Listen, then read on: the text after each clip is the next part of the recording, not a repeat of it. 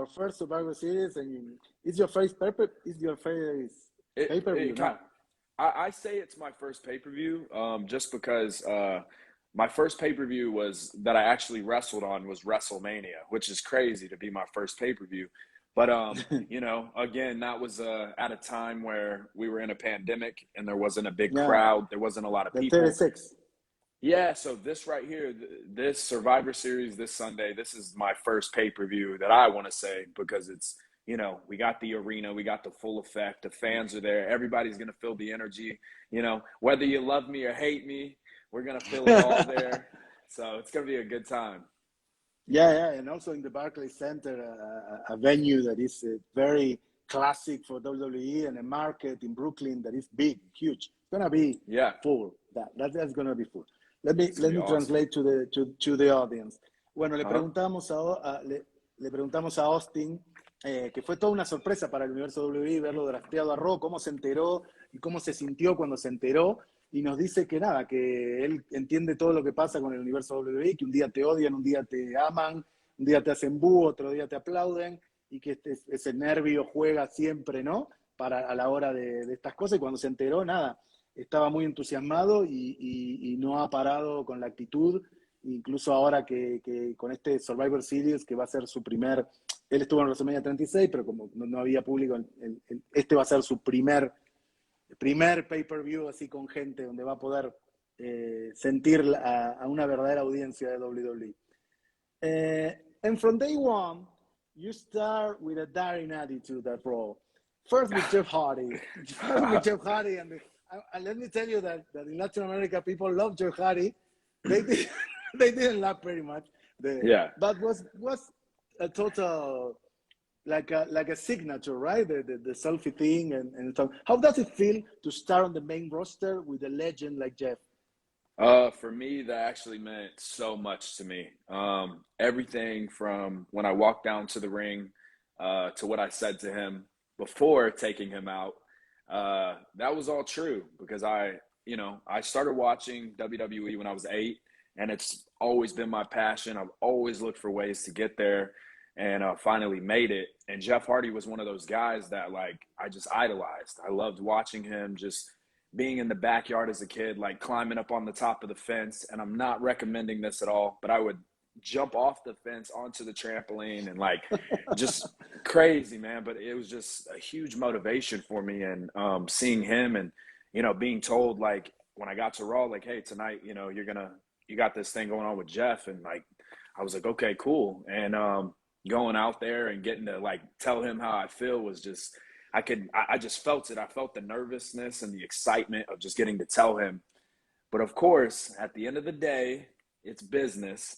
So you got to put your personal stuff behind you. And there's a lot of personal stuff, with Jeff. And like I said, my past, my childhood. But I got to make a name for myself. And, a lot of people have their different ways of doing so. But me, I like to do things a little different. And a lot of people don't agree with it, but it is what it is. And obviously it's working. So I'm just going to keep doing what I'm doing.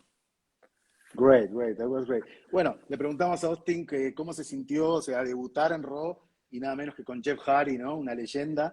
Y él me dice que nada, que él de los 8 años que ve WWE, y que Jeff Hardy para él siempre fue un ídolo total. Incluso no lo hagan en casa, don't try this at home, pero él se tiraba de una cerca y hacía las cosas que hacía Jeff Hardy. Así que todo lo que él le dijo a Jeff Hardy en esa primera noche, que fue bastante emotivo y que todos pensamos después que fue como un engaño, ¿no? Para que Jeff Hardy se confiara, es real, él lo siente, no tuvo que inventárselo nadie, él lo siente de su corazón y se lo dijo de verdad a Jeff. Pero bueno, business is business, el negocio es el negocio y hay que hacer lo que hay que hacer y nada, y Austin se está haciendo un nombre y tuvo que seguir adelante, ¿no? Y ahí está la selfie para recordar ese momento. Now, let me tell you something. A lot of people here in the chat will agree. You have been a little mean with the Mysterios, especially with Dominic. Why?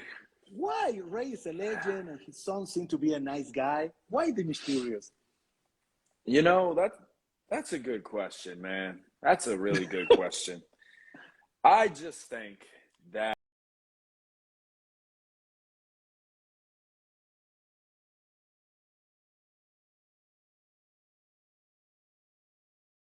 I do too. Whether you believe it or not, I do too. I just think, I'm just doing what's best for me.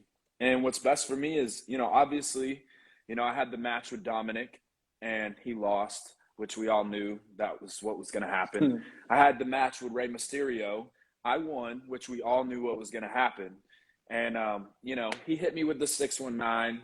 He hit me with the splash. We all knew I was going to kick out, but why would I waste my kick out when Dom's going to get his dad disqualified? So I let them deal with that. And they have a lot of family issues, clearly. So I just, I know there's a lot of love for them, but, they got a lot of family issues. So, I try to stay out of that, but, I'm doing what I'm doing. It's about business for me. It's not about when you bring your son to work, and now he works there, there's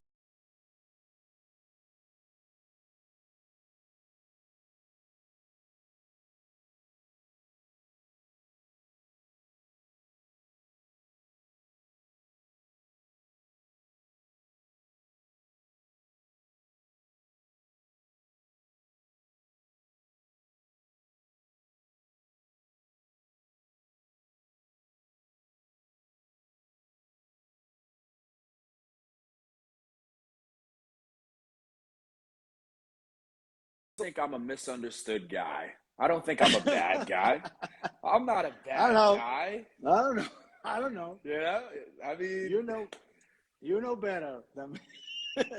But anyway, bueno, le preguntamos a Austin que obviamente nosotros queremos mucho de Rey Misterio y a Dominic, ¿por qué con los misterios? ¿Por qué la pica con los misterios? Y él me dice, bueno, yo aproveché que ellos tienen una pica, tienen problemas personales ahí en la familia no está al cienazo junta, y él está haciéndose un nombre, y qué mejor que hacerse un nombre aprovechando, ¿no?, grandes nombres como Harry, como los misterios, y que es una cosa que tiene que ver con negocios, no es nada personal, incluso él dice que quiere y ama muchísimo a los misterios. Así que bueno, dice que no es malo.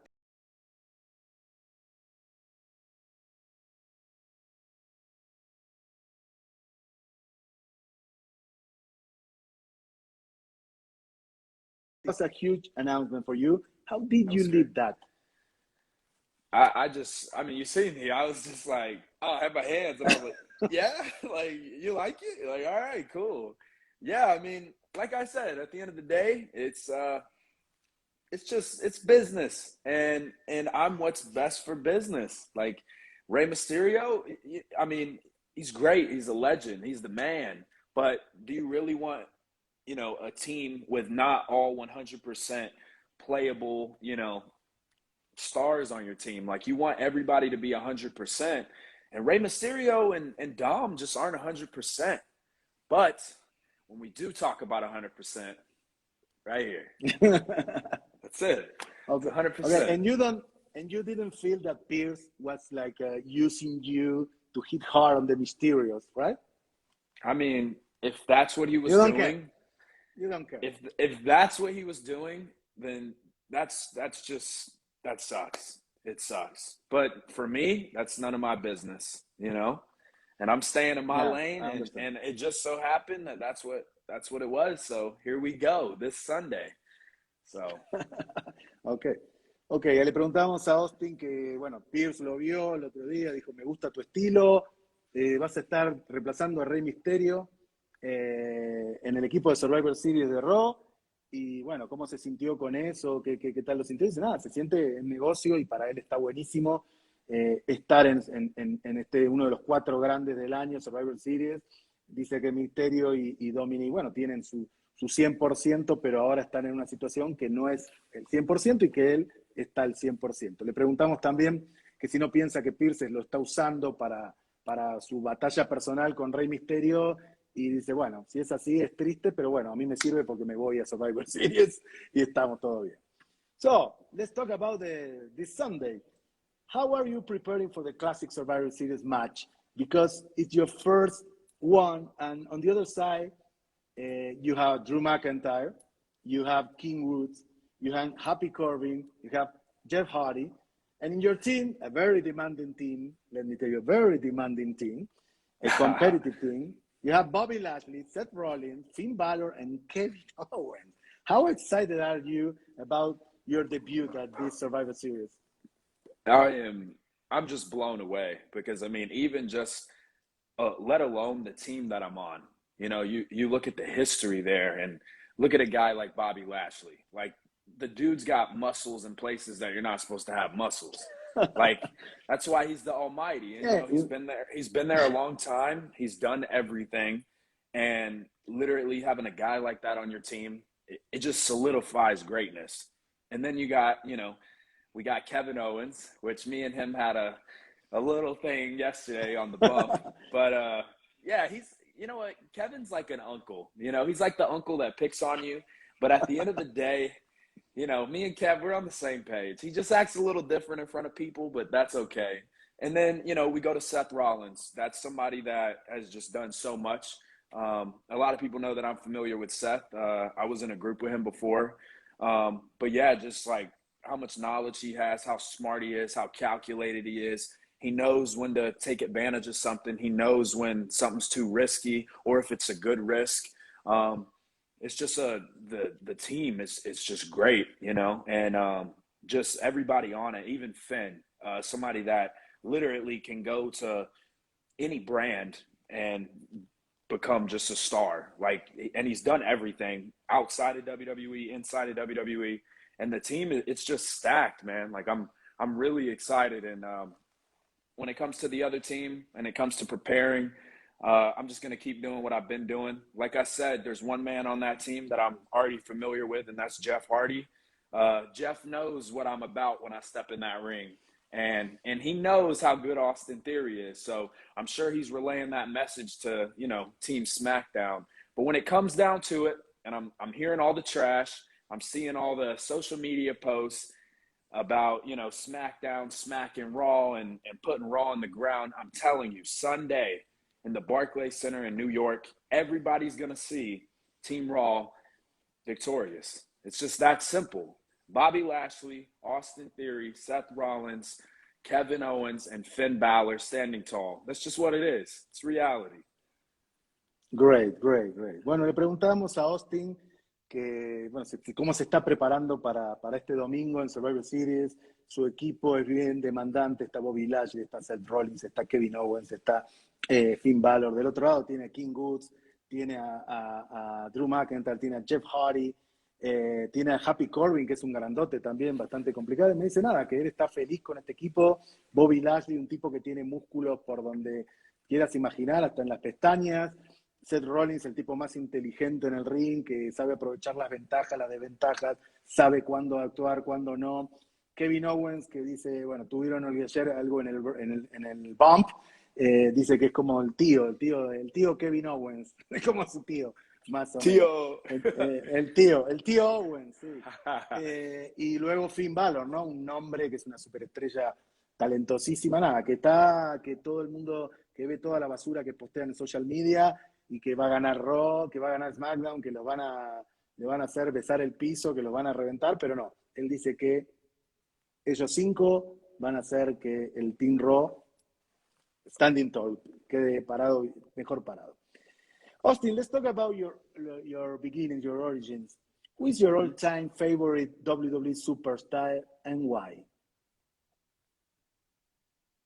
John Cena. John Cena, man. Yep. Yeah, I tell this story a lot.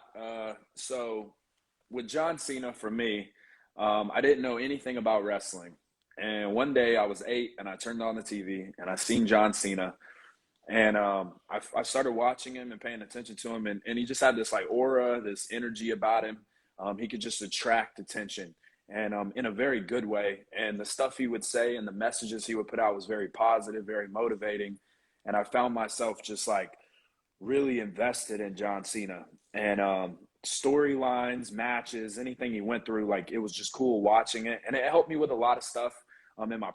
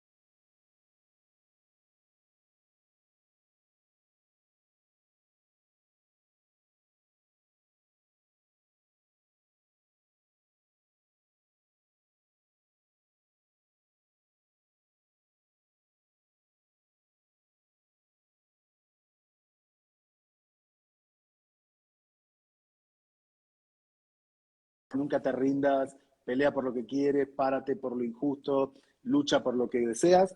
Le pegó muy fuerte a él y siempre se impregnó muchísimo de la filosofía de Cena y es una de las razones por la que lo tenemos hoy acá a Austin Theory. Algún día un encuentro con Cena estaría bueno. Actually, you look like John Cena in that first appearance when he Oh say yeah. ruthless aggression. I hear that a Cena lot. is Yeah. yeah. I No, have le digo que es I parecido do a Cena. I do have some stuff that is like I do that's kind of like inspired by him, you know. And also I have a few other things that like are inspired by people that I kind of try to slip in there. It's really small stuff like I don't like to give it away. I don't think I want to give it away right now, but like little like Easter eggs and clues of like people being like, oh wait, is that like because he watched John Cena? Like, is that why he's like doing that or wearing that? You know, I like to always keep people like wondering, but never really, you know, letting them know. But there definitely is like some Cena hints and like what I do for sure. Ok. Nos dice que hay mucho de John Cena en lo que está haciendo, no lo quiere hacer así como muy expreso, pero que tiene en cada uno de sus movimientos, sus cosas, su ropa, cosas de cositas que él vio de John Cena en algún momento. And any other superstar that inspire you from the past or from now or any other besides Cena? Yeah, really my like my I would say my big three was always Cena, Randy Orton, and Jeff Hardy. Those three were Wow. always those three were always like my I was just super, you know, just always ready to watch them, like see what they would do. Like for me, Cena always brought that energy. I was always just excited, like, you know, what was he gonna say? Because he would always crack me up. Jeff Hardy, I never knew what he was gonna do. Like he was just chaotic, like crazy moves, doing just insane stuff. And then Randy was one of those guys where like I was like, I know he's a bad guy, but like I like him. Like he's a little like, you know, but he gets into it and you never know what Randy's capable of. So I think that's Yeah. his interest level of like, you know, Randy could always just snap.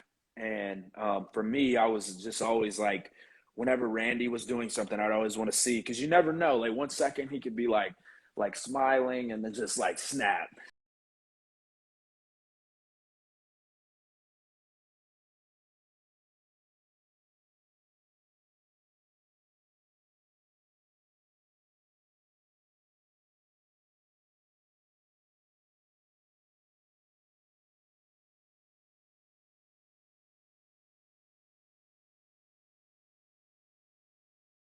Tuvo la suerte de debutar ahora en Raw con él.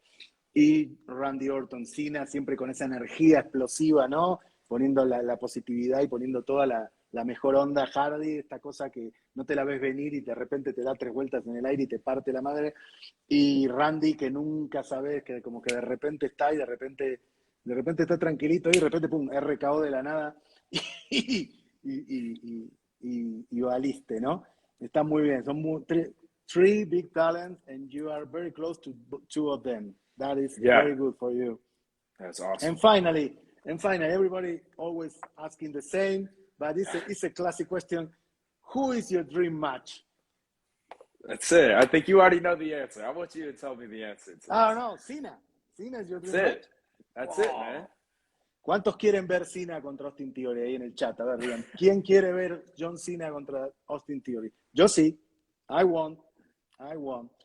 So You got Austin, it. 2021 is coming to its end, and everybody's talking about goals for next year at this point. Mm-hmm. Do you have any goals for 2022 to share with us? Yes, a strong goal of mine. And when I say this, I'm not trying to skip other titles because I definitely want to grab other championships.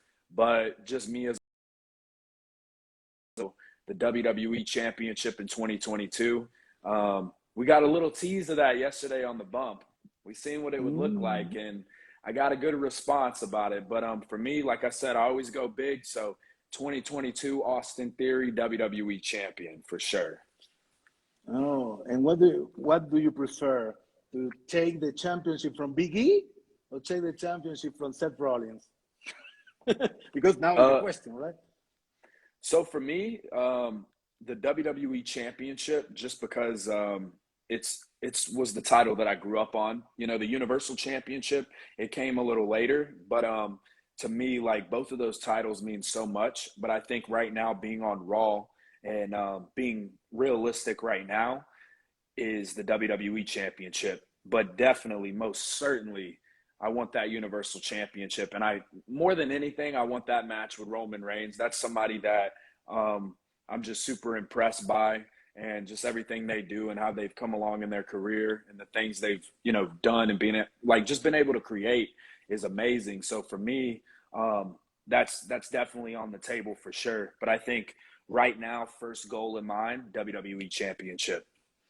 Okay, but do you prefer defeat Big E or do you prefer defeat Seth Rollins as the champion? I would say for me, oh man, those are both good ones. I think, gosh, oh man, that's really good. Because now the champion is Big E, but on the other hand, you have Seth Rollins with a contract just waiting. You know what? I'll say this. I'll keep it like this because I feel like everybody will just give a name and just give an answer. I think for me, I want whoever's the best. So whatever the circumstances is, when it comes down to Big E versus Seth Rollins for the title, I want whoever is the so-called best of that.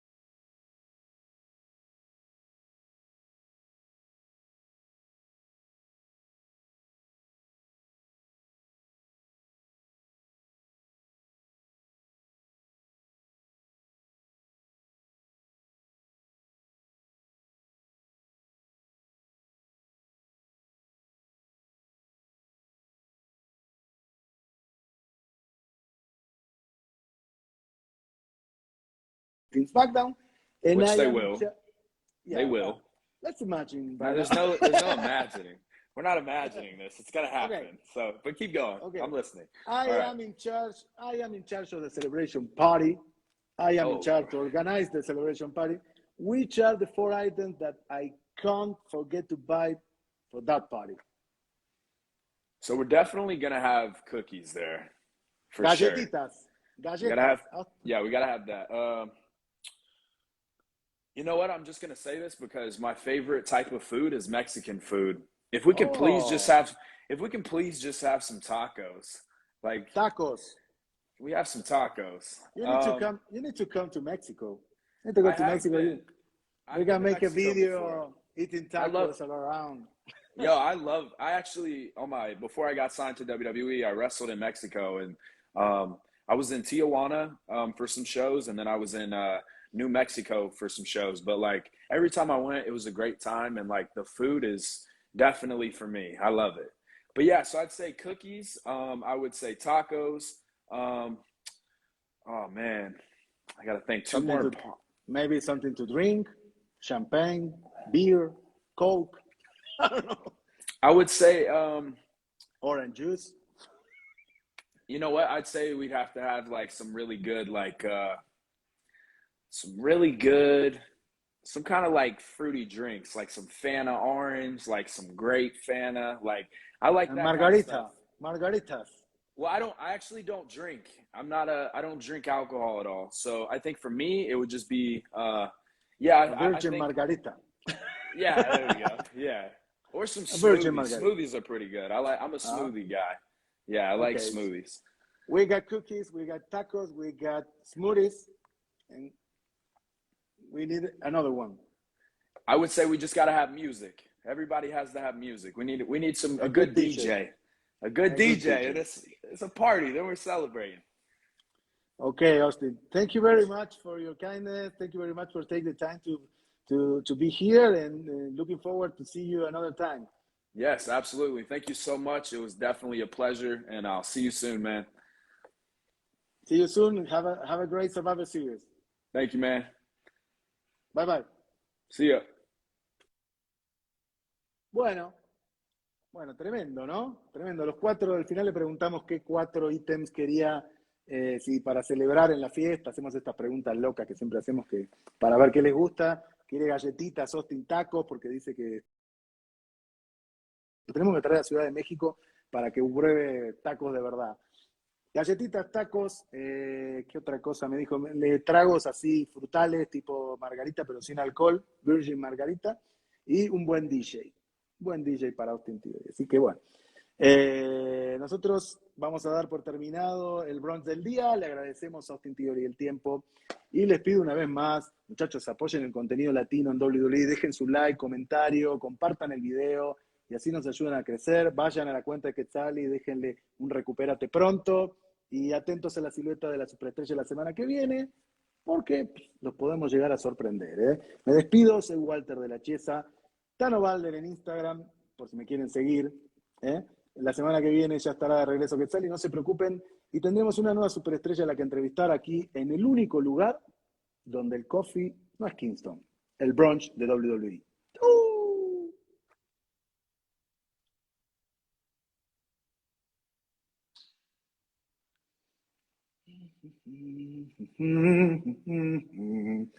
Tano Balder es mi Instagram. Tano Balder. Corto.